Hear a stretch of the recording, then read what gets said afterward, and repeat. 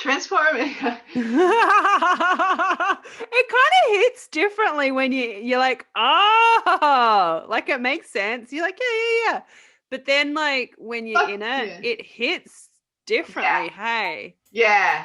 This is like making me think really, really hard about this. Like, I just like. Balls are dropping. Light bulbs been switched down.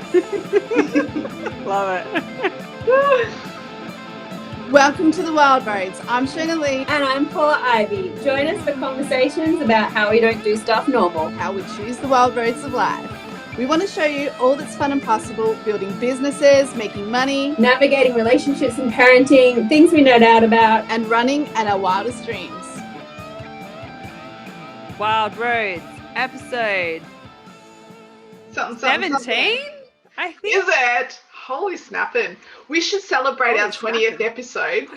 We should. I think it's number 17. I'm fairly certain it's 17. Yeah, yes. I downloaded 15. So we got a couple more to come. Yes, I think you're right. Episode 17 with Shonah and Paula. Woo. All right. Now that the awkward intro is out of the way, Shonah, I have an awkward question for you. All right. What is a trend that you jumped on the bandwagon of and thought was like the shit? You were like, this is the best. This is so cool. But now when you look back at it, you realize that it was just a trend for a fleeting moment in time. And now you're like, it's totally cringeworthy. Could be anything. Like it could be lifestyle choices, fashion, music. My biggest cringe. And it's photos remind me all the time, and I can't get rid of the photos because my children are in them. It's when my kids were like little, like toddler and baby. Oh my God. At that time I was studying interior design, so I should have known better. But I had this Is this a very valid the turning point, the learning lesson in Shonah Lee, like stylist? Absolutely Something you refer back to. It sounds big. It didn't actually sink in at the time, but it was a few years later that I was like, oh, now. And that's when I changed the ways of how I did interior design and how I consulted and how I worked with people. But you know what I did? I went through the red stage. And this is like, you know what? People love red. It's fine. It's just not for me. But it was the splashbacks that were red, and the canvas prints that you used to, back at that stage, it was really popular to cover canvases that you buy with material that, so, you know, you can go and get material from Spotlight or IKEA. DIY jobs. And it was like, use that really cool pattern, but it was all about reds and pinks together, and that was on my wall. So I had this 1890s house with Wonderlic, like with this beautiful pressed tin all through it. It was gorgeous, and I styled it with modern. It was awful. And then, you know what I did? I decided that the red was that cool that I brought Red Bonds t-shirts to wear with my jeans. Oh. No. I don't look good in red. I look awful. Yeah, our sports uniform at school, at high school, was a red polo shirt, and it was like, I don't know if anybody really looks good in red. I mean, I'm sure there are people that are out there that rock the red, and I totally salute you, but I do not look good in red. Red's actually probably one of my least favorite colors. I like more of the cooler tones and things. So I've never wanted to style with red, but there's been quite a few places because we've moved around a lot, like looking at places to rent and places to buy and things. And Yeah. you know when there's somebody who's obsessed with red and you go to the house, you're like, Yes. whoa, everything's red. I'm wide awake. Yeah. I feel like my brain is being punched because red's that color. It's like in your face. It's intrusive. Yeah. If you like go it's into color psychology, like this, like, I mean, obviously it can be romance and love, but that's the deeper, you know, the deeper blood reds and stuff. And then you got your fire engine reds. That just like more times than not evokes, yes, awake, but evokes like anger and rage and like panic. panic. I was wondering why my kids red, were like, yeah, that's what it evokes in me. I'm like, ah, get me out of here. Like red is a great color, but not to be like a whole feature wall in your house or like. Oh gosh, no, no. And I love women that can wear red lipstick. I think that looks hot as. Oh yeah, I can't pull it off. No. Maybe it's our mindset though, Shonah. Maybe we need to shift that. We're all about that. Maybe it's just all up in our heads. Maybe we can pull off the red. Shall we bring this trend back? Have you got your Bonds t-shirt still? Oh gosh, no, they went a long time ago. Actually, that was something that I was on the bandwagon of, was the Bonds t-shirt stage. That was a whole thing. It was in the 90s was Bonds t-shirts. Yeah, they were cool. I had black ones, a white one. Yeah. Wear with your jeans. One. Yeah. Bonds and 501s. Yes. Levi 501s. It's kind of cool, but you look back, like it's yeah, but like I wouldn't now, no. But like it's so strange how that was like a full-on trend, and the Dunlop volleys, how they became like a full-on trend as well. Yes, with the flares. Yeah, with the flared jeans. Yep. Wow. Well, what's your cringy? Well, the Bonds t-shirt phase, but that wasn't the one I was thinking of. The one that I was thinking of was also a interior styling trend that we jumped onto. Okay, so growing up, the house that my parents had bought was very much styled like sort of in their taste. And I mean, they grew up in the 70s. So it was like we had this big old brown velvet couch, and we had like this ginormous dark brown feature wall in our lounge room. All the furniture was dark brown furniture. And I remember growing up, I'm like, blah, dark brown, it's a poo color. Like, why would, like, I always used to be like, Mom, why is everything brown? Like, ugh. And then got me at the velvet couch though. They've still got the velvet couch, FYI. Oh my God, is it good? It's kind of cool. It does. It's like, it's very old now, but I should take a photo of it for you. Yes, please. Yes, please. It was like one of those module couches, so you could pull it all apart and put it different ways, like different formations. So it was like a block sort of module thing. So when my husband and I, then boyfriend, started living together, we lived in a shared house to begin with, and then when we got our own place, we started buying furniture together. And this was like early 2000s. Or mid 2000s, when dark brown furniture was back in fashion, and everything was dark brown furniture everywhere. And we thought, oh, it's so cool. So we bought all this furniture that we thought, oh, we'll buy, a dining room table, and like we've got it for life sort of thing. We'll buy a bed and we've got it for life. We'll buy this and we've got it for life. And I'm like, life. I love it.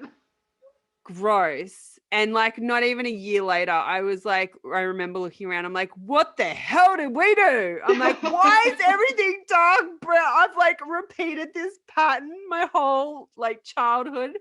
I was like, no, never buying anything dark brown ever in my life, furniture wise. And then we decked out our whole house in dark brown. That is furniture. Funny, and I'm like, what the hell did we do?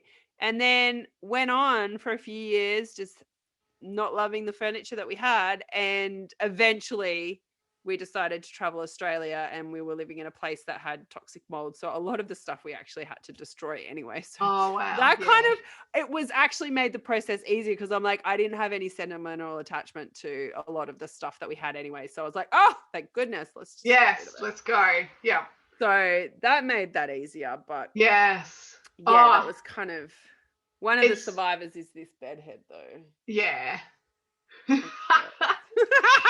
can't see it on the podcast, but behind me is our bed, and it's got a big dark brown bed head. It's actually ply underneath, and it's like a what is it? Like veneer. Yeah, where it peels on and sticks on. Oh, the laminate veneer. Yeah. Laminate veneer. Yeah, that's what it's not even like wood. Oh. So it is kind of tempting to peel all that off and just have it as like the what's it called? We were going to do that. We were going to do that, actually. You reminded me just then. Wowzers. Well, it's funny, isn't it? Because like that's the thing with trends, is like you think you like it at the time, but it always moves through. You always move through it. And I think that's when you go, this is so cool, because with the trends, when you follow the trend and you think it's cool, they will pass by. It's kind of like, well, don't make massive investments on an entire house worth of furniture on a trend, because it will move through. Yeah. But the things that you know that are true to yourself, they stick around. Like the fashion, the things that, you know, when you be yourself and create the story around yourself, even when you're decorating a home, when you're adorning yourself, when you're doing your own style. Yeah. You know, when you're not dictated by the trends, but you're inspired by them, and you do the things that really sit well with you, you know, it sticks around for a while, and you don't feel like you've wasted money and stuff like that. Yeah, I've sort of learnt that being influenced by trends and being caught up with them, and like it's kind of like you get seduced by them and you're like, yes, I'm all about this now, and then you like everything changes, and then all of a sudden you're like, okay, the trend has shifted and not everybody's about that anymore. And now I'm left with all this stuff that I really don't like. Like, what the hell? Like, what was I actually thinking? Yeah. What was I doing? I know. So weird. Yeah. But then, staying true to yourself and not actually, like, I don't pay too close attention to trends now. It's just getting inspired by things that I like, rather than, oh, is this on trend? Is this like what's hot right now?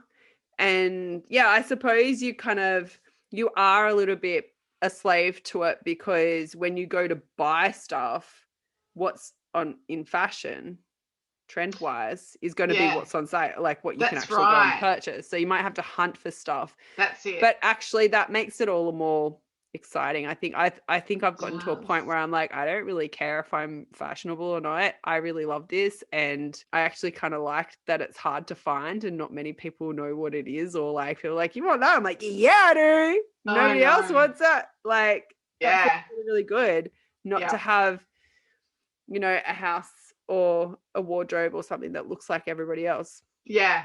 Absolutely. Some of my cutest things that I still decorate, even in this home and even with Simon, that I've brought along with us, is a $10 vintage retro side table that you put beside your couch, you know, to put your drinks on or whatever on, for $10 from an op shop. Oh, I love it. You know, and it's just the funkiest, coolest, and it's so me. You know, it's so me, and it's that's gonna stay around forever. But I was the same. I spent money on a big square dining table, colonial 8-seater thing that totally wasn't me. But everyone's having square 8-seaters, so I should get that. Our dining table that we bought, which was dark brown, was it was wood. It was made of mango wood, and I ended up, about a year before we traveled, I ended up taking it apart and taking it to my parents' place, and because they've got a big garage, my dad is all about the tools and the workman space and all of that sort of stuff, And I got him to set me up with a sander, and I spent weeks and weeks and weeks sanding that thing back to get all of that dark brown stain off it, because it wasn't brown, it was like stained. Yeah. And it took me forever. And it was this beautiful mango wood, and it had all these different, like, obviously because they knew it was going to be stained, they didn't use the prettiest pieces, but I actually really loved it in the end, because I'm like, oh, look how like cool it is. It's unlike anything I've seen before. And I ended up selling it afterwards, and I was like, oh, it's an original. Like, people were like, oh, I've never seen something like this before. I'm like, There you go. I didn't tell them I did it, but you know, it's so beautiful when you can do that. And then we also had a pair of bar stools, which actually, when I put it on Facebook Marketplace to sell them before we left, I had people fighting over them. Wow. And I had refurbed them. See? Yeah. That says a lot, right? Because it's the attraction of things that aren't on trend. Yeah. Yeah. And people were like, oh my God, I've never seen stools like this before. I'm like, They're not in the shops, baby. They're not in the shop. They're Paula Ivy original. Yeah. Come get them. Love it. Love it. Yeah. That's the best. Speaking of Paula Ivy, the original. Oh, yeah. Segue. Segue. Tell it, when you were saying, let's discuss this, I'm like, this is just food for my soul. This is beautiful chicken soup for me. Can you just like give me your words, serenade me with all this stuff, because this is exactly what I need right now. Oh, see, this is beautiful, because I love doing this podcast with you, Shonah, because it means that sometimes we're on the same page, sometimes we're at the same spot, but quite often we're going through very different things. Yeah. We might be in a different state of being or a different energy than one another. And then when we come together and do these podcasts, it's really beautiful, because we get to see like the difference in energy and the difference in perception of, you know, where we're at and what we're doing. Like, obviously you and I are on very different wild roads. We're on our wild road of our own, but we like to cross paths and do this podcast together, sort of thing. Like, we're walking side by side, but we've got our own roads going on. We've all got our own way. Like, we've all got our own road, and it's so beautiful to really help and support each other through that, and not try to make our road be something that it's not, but just know that you're held and you're supported by other people, and be like, yeah, I'm going through that too, but in my own way. Yeah. So when we were talking about jumping on bandwagons, it's, you know, it can be so easy to express something that you're going through and be like, I'm all about this now because this is happening. It's like kind of jumping on a trend. Yeah. And then you go and then you work through something, then all of a sudden you're like, what was I doing? Now I'm all about this thing. Now I'm all about this thing. It's kind of realizing that, you know, the road's going to take you on its way, and you don't need to jump on a bandwagon. You don't need to be all about a certain trend. It's all about staying true to who you are. And if that's on trend, whatever that might be in the moment, if that's on trend and everybody else seems to be doing it, awesome, let's all do it together. But if it's not on trend, if it doesn't seem like anybody else is doing it, it doesn't mean that it's wrong. It doesn't mean that you're not doing it right. It doesn't mean that you're not on your way, you're not on the path, and you're not heading in the right direction. That's it. So one of the big things that has sort of come through for me in the past week is that my understanding about what transformation is. Because this is a big word that gets thrown around a lot. Yeah. And even though we do, like, we're like, yes, it's a transformation. And we kind of understand what it means. Like, we know what it means, but it's like, you know, people are like, I'm a transformational coach, or, you know, this course can transform your life in this way. And, you know, I'm wanting a transformation in this part of my life. And we're all about the transformations, and people are always looking for the next transformation. They're like, okay, what's next? What else can I transform? What else can I make? It's almost like make a change in. Yeah. But this past week especially, I'm like, but what is transformation? Like, we're talking about transformation as if it's like a change. Like, to transform something to, you know, change a part of our life. But I'm like, what actually is that change though? What is a transformation? And this is something that really settled into my cells this past week. And I was like, oh, like I got it on a whole different level. This is really interesting because right now there's a transformation coming for me. But it's so funny because I had this massive up leveling in my business, and anyone that's, you know, online business and mentored and coaching will know when we talk about up leveling, it's just like that next version of you, that next version of yourself, and you know, maybe it's success or greater success or just a different version, right? And definitely I had hit that point, and then last week was like I don't know, something was like, I'm going to throw you all this personal stuff at you. This has nothing to do with your business, but all this stuff I'm going to throw at you and just see how you handle it. And it was just, I was just sitting in a spot where it was like the Oprah show where she's handing out gifts, but but the gifts weren't.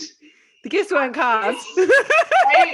They were like, okay, the next on the list is going to be this situation with this, you know, with this, right? And it was like all this hard stuff, but I was the only one in the audience. So I was the only one. So there was no one else to share all these amazing gifts with. It was just given to me, and it just felt like I was just sitting there, and it was just like someone was just throwing darts at me, like bang, bang, bang. And it's just like, okay, how much of this can I take, right? How far do I go with this? I'm okay, by the way, guys. I'm totally okay. It's in the grand scheme of things, it's just like when you're in it, it feels so much bigger than what it actually is. Oh yeah. But I know this is the ebb, we sit down, like we're sitting in the funk of it. But there's a transformation coming just out of reach for me right at this minute, but it's right there. And what is transformation? And this is why I'm like, okay, Paula, give it to me, because this is probably what's going to shift me a lot quicker, you know? I know exactly what you're referring to. It's happened to me many times. It's like, what else can be thrown at me right now? Because it just feels like there's like all these arrows, and they're pointing straight to your heart, and they're pew, pew, pew, pew, pew, and you're like, what? I can't, like, what? And sometimes it feels like something will happen, and you're like trying to respond to that and trying to figure that out, and then all of a sudden something else comes at you, and you're like, hang on, I'm trying to still like deal with this, and then something else comes, and all of a sudden you have this whole, like, you know me, I come into our mastermind with these audios all the time, and I'm like, this has happened, and then this happened, and then this happened, and now this has happened, and blah, blah, blah. And I'm like, and that's just been my week. And you're like, what is going on? And I'm like, it's the up leveling. The metaphor I love to think about when all of this is happening is, you know, when you're working out and you're doing a workout, and I don't know, you're lifting weights or you're doing a set move or something like that, and you get to that point where your mental game starts to kick in, and you're like, oh, I just want to stop. I can't do anymore. And then your trainer just goes, just do 3 more. And you're like, all right, 3. I can do 3. I can do 3.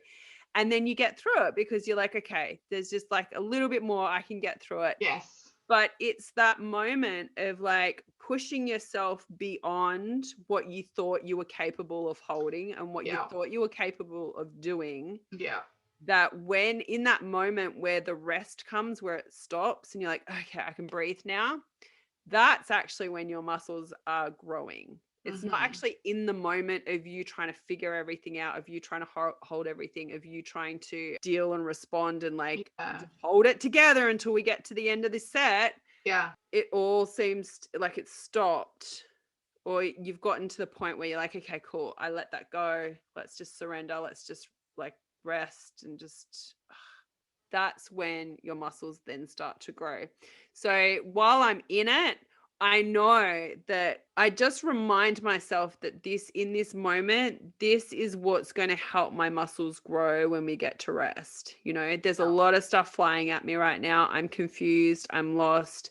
Like I'm getting pulled emotionally in this way, in that way, in this way, in that way.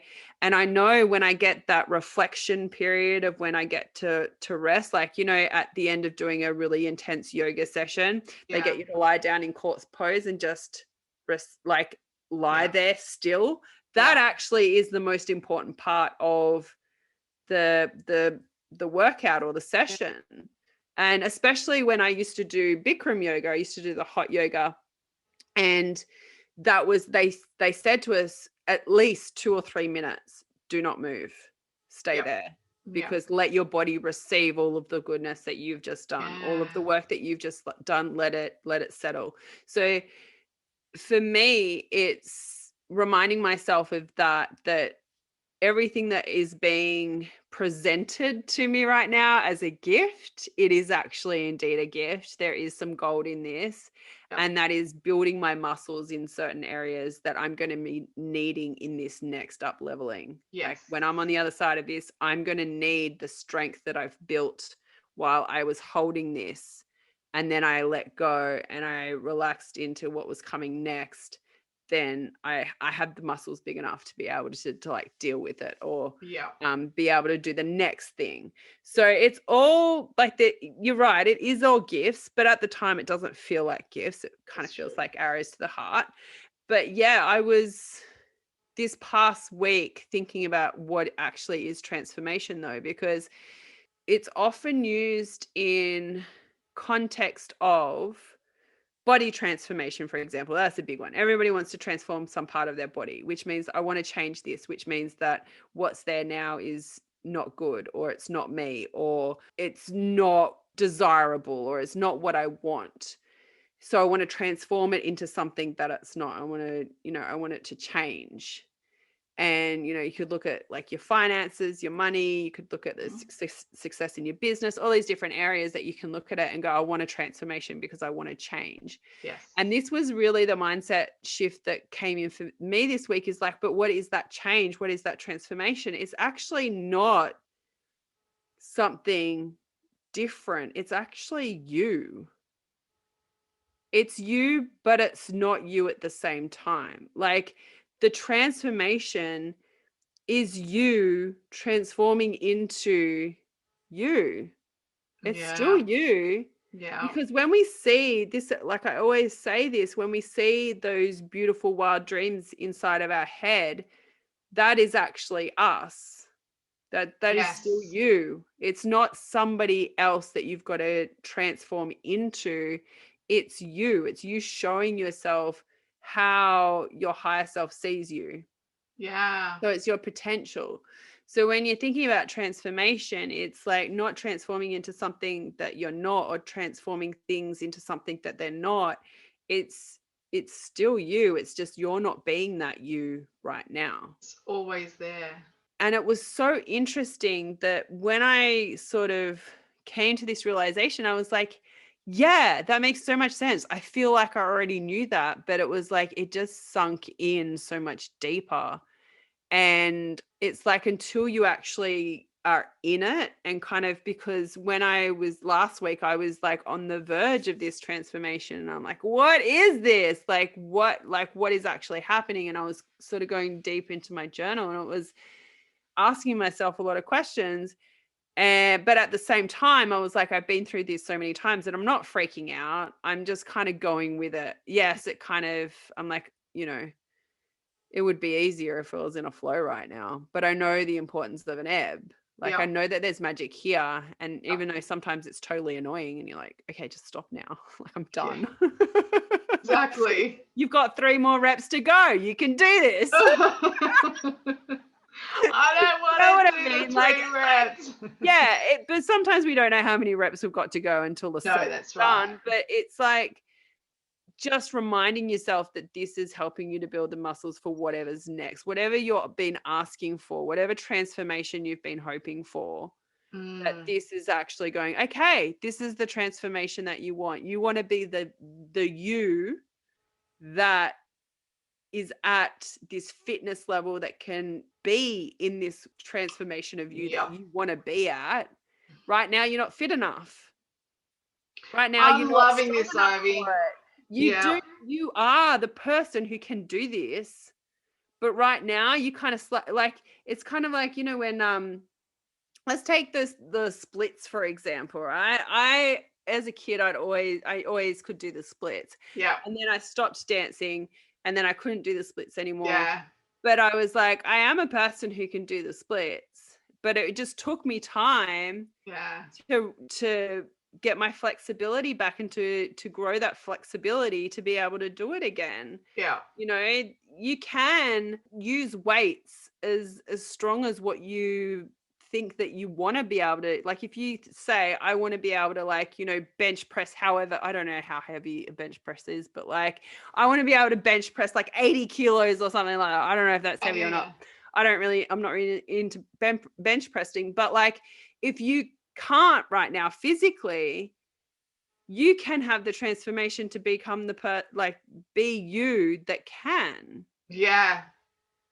Isn't that interesting? You know, it's the people that have done that, the people that have like might have been a waif and have built their muscle, built their strength and their courage to do this, by the way, as well as discipline to get to the point where they are lifting 60 kilos, 80 kilo weights, even like my trainer is 110 or 120 or something crazy. Yeah. It's when you think, when you're in this moment and you go, well, that's not me. I'm not that person that can do that. If I want to do that, I have to be a totally different person. I have to transform into I somebody I'm love, not. Yeah. I'm loving what you're saying because it's just that it's you that can do this. You can move through this. You can get to that point. You can have this success if you want it. You can earn this amount of money. You can have this love. It's just, it's all within you. There's no reason for us to look externally and find another person to try and be. It's all within us. Yeah. It's you. Yeah. Like you're transforming into you. It's just you haven't been that. Far out. Yeah. Transforming. It kind of hits differently when you're like, oh, like it makes sense. You're like, yeah. But then like when you're in it, it hits differently. Hey. Yeah. It's like, this is where the trust comes in, right? This is where you go, I should friggin' absolutely love the shit out of myself right now and trust in the me, because I'm going to be freaking amazing. I'm amazing now, but I'm going to be even more amazing if I stay. The transformation is just my future me, isn't it? Yeah. It's got a lot to do with trust, because you wouldn't want the transformation in the first place if you didn't think that you could be that, or that you are already that, but you're just not being that. Yeah. It's trusting your intuition. And I suppose what we were talking about, the question that we started this off with was like, what trends have you jumped onto and then realized that wasn't you? And then went, well, what the hell am I doing? See, that's the other thing. You could think that you want a transformation in a certain area, but you might only be wanting that transformation because you see everybody else wanting that. But do you really want that for yourself? Unsustainable transformation. Yeah. I think that's where a lot of people go down a lot of rabbit holes of things. Because they were like, I thought I wanted this, and then when I got here, I didn't. Because did you actually want that, or was that something that you thought that you should want? Yeah. As well. That's a whole other thing as well. True transformation, for me, the way that I like my perception of it is that it's you, but it's not. I love it. I think it's it's you, but it's not. It's you, but it's not. This is like making me think really, really hard about this. Like I'm just like balls are dropping. Light bulbs been switched down. Love it. What's dropping in for me right now is just that the like where I'm at right now, and what you're saying is jumping back to the absolute truths of who I be, of who I am, and how I handle this transformation as well. And not looking like, and not talking to those voices, or not listening to those voices, like dilute them down, that are saying what you're going through right now is you deserve it, or you're not handling it very well. You know, you're not the person, like the reason it's You're happening not enough. is because it's, You're not it's, yeah. you It's know, interesting. I heard our friend Maria, she said something this week, and this was one of the things that stuck with me in that was, and it's so powerful and it's so freaking simple. It's so simple and it's so powerful, is that when you have a voice that comes up and says, I'm not good enough, I'm not worthy, like all of those sorts of voices, instead of trying to prove that you are, or trying to shift your mindset around, oh, but I am, just say, so what? yeah, I don't fucking care if I'm not enough. I'm doing it anyway. Like, her whole thing was like, stop wasting your time trying to persuade yourself or try to shift your beliefs around being worthy or enough or any of the things. Like, who are you to do this? yeah. To say, okay, maybe I'm not enough, but I love that. I'm gonna do it anyway. Who fucking cares? Yeah, exactly. I freaking love. It doesn't matter if I'm not enough. If the stories that I'm telling myself is that I'm not enough, it doesn't matter. I'm going to do it anyway. Like, I'm not going to waste my time trying to, stop and recalibrate that and try and shift that belief and try and stamp it out and try and do all the things, try and flip it and blow it. That's exhausting. Like, it's so freaking exhausting. It doesn't matter. No. You're a whole human being. You got everything within you. And if I have to actually stand there and use all my fucking energy to convince you that I'm good enough and worthy enough, you're not my person to be around. Like, see ya. Yeah. Like, honestly, life is way too short to be getting caught up in all these narrative dramas that we like to... We love to play into them. Like, it's human nature. We make up stories about everything. Everything has to have a meaning. Everything has to, we drag around these stories about things thinking that they're facts and that they're our truth, when really, if you just stop and take a breath, you're like, that's a story. It doesn't have to be truth. It doesn't have to be fact. Just do it. Like, I'm just going to keep going anyway. Yeah. I don't, it doesn't matter what that story says to me anymore. I'm just going to do it anyway. No. And stop trying to find the evidence. Stop trying, like, that's what, it's that used to be me, not so much now. It's just like the stories, trying to find the evidence. See, I'm right. See, I knew it. Yes. Oh, there's a quote. And Paula Ivy cannot remember who said this quote. Oh, what? There's always a quote inside of my head and I can never remember who it is. But the quote is, I'm not going to be able to quote it word for word, but the thing that I'm remembering is that fight for your limitations and you get to keep them. Yeah. I'm sure it's more poetic than how it just came out, but that was something that was big for me before we started traveling. I remember hearing that quote and being like, yes, why am I fighting to keep my limitations? Because I just want to prove that I am right about this. It's like, great, you're right. You get, like, congratulations. That's what you get to keep for being right. That is so cool. I love that. Isn't that powerful? Yeah, like, it's very powerful. Yay, you did it. Yay, let's celebrate. She's right. Now your prize is to keep that. Yeah. Because you're right. It's kind of like what Elizabeth Gilbert said in her book, Big Magic, when she said, don't let me or anybody else get in the way of your suffering if you enjoy it. Yes. Oh, it wasn't word for word for like that, but it was something very, very That's what similar. it is. Yeah. The easiest way to hold on to your suffering and to hold on to your stories is to fight to prove that it's right. That's right. And it's so exhausting. So exhausting because you never get there. I don't even want this. So why did I even care that I was right?